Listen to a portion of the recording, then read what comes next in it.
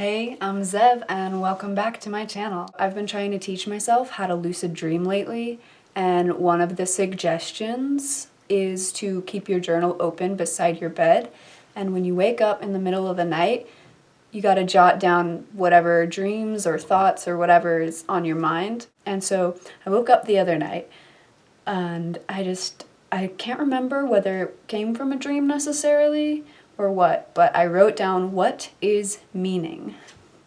What is meaning? To me, meaning is pretty much just the stories we tell ourselves. I don't think anything necessarily has inherent meaning. I think all meaning is self-generated. Even collective meaning begins by being self-generated. One individual decides that something means something, then other people agree, and before we know it, we have a collective meaning. We have culture. If you think about words, they don't necessarily have one meaning.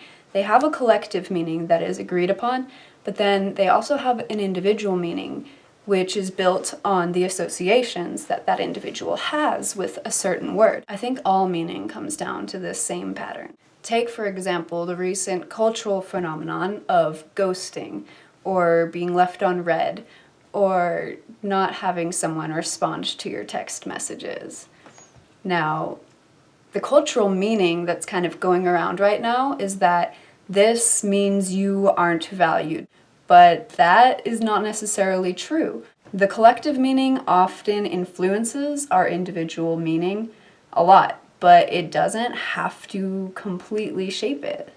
We can still choose to create our own meaning. The meanings we assign to events in our life drastically affect our life experience. And really, these meanings are just stories. The stories we tell ourselves have a huge impact on the quality of our lives, the quality of our emotions, our mindset, our mental health. I talk about blueprints a lot. Numerology, astrology, these are examples of blueprints. Even genetic information is a blueprint. It provides that base layer for how our life is going to unfold. Well, the stories we tell ourselves are kind of what goes on top of that blueprint. The stories we tell ourselves are what flesh it all out. Examples of some of the stories we tell ourselves include, I like or dislike chocolate. I am a friendly or standoffish person. I feel hurt when my lover doesn't text me all day. I'm sad because I'm not living my dream. What if you changed these stories that you're telling yourself? Well, your entire life would change. I feel secure in my relationship regardless of my lover's texting habits. I'm happy because I'm working toward my dream. Changing your life really is as simple as changing the stories that you tell yourself. Of course, these stories are habits, and habits aren't always easy to break. It takes work. It takes real effort. You have to start noticing that your life is built by stories, and you have to choose to tell yourself different stories. A lot of stories are like self-imposed prisons. The secret to freedom is recognizing them as stories and not absolute truths. Starting to see your life as just a collection of stories that you tell yourself can have monumental effects. For example, if you hate your job, if you're telling yourself and other people that you hate your job all the time, it's going to make your job so much harder. What if you loved it? What if you loved your job? What if? If you can't get out of it, if you're choosing to stay in a situation, then you might as well love it, or at least enjoy it, or at least find some sort of benefit in it. You can just start telling yourself the story that you love your job, and you'll start to find reasons why you love your job, and you'll start to make life way easier for yourself. The mind is something we train. We've got neurons, I'm sure you've heard of them. They literally make connections depending on our thought patterns. If you're thinking something over and over again, those neural connections get stronger, they link together, they fuse.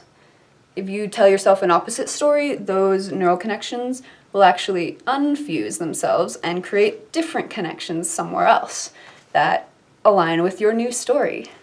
After you tell yourself your new story enough times, you will eventually start to believe it and you'll start to do things that are in accordance with that story. The reason that some stories are so hard to get away from is because we connect them with our identity. We make these stories valuable parts of our identity.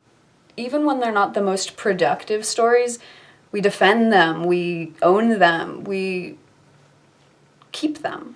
We choose to keep them. If you can recognize yourself as something that is in continuous change, it becomes a lot easier to let go of the stories that are not serving you and to choose to install new stories that will serve you and get you where you want to go. By holding on to and identifying with toxic stories, all you are doing is slowing yourself down, making life harder for yourself. You don't need to tell yourself those stories. You don't need to identify with negative stories. If you want to change your life, you've got to change your perspective. That is the number one thing. Choose to tell yourself beautiful stories. Choose to tell yourself how great your life is, and you'll start to look for reasons why your life really is great. As some great spiritual teacher once said, what you focus on expands. Where consciousness goes, energy flows. If you have any ideas for future videos that you'd like to see, just leave a comment below or find me on Instagram and send me a DM. Thank you so much for watching, and I hope you have a beautiful day and go forth and tell yourself wonderful, amazing, glorious stories.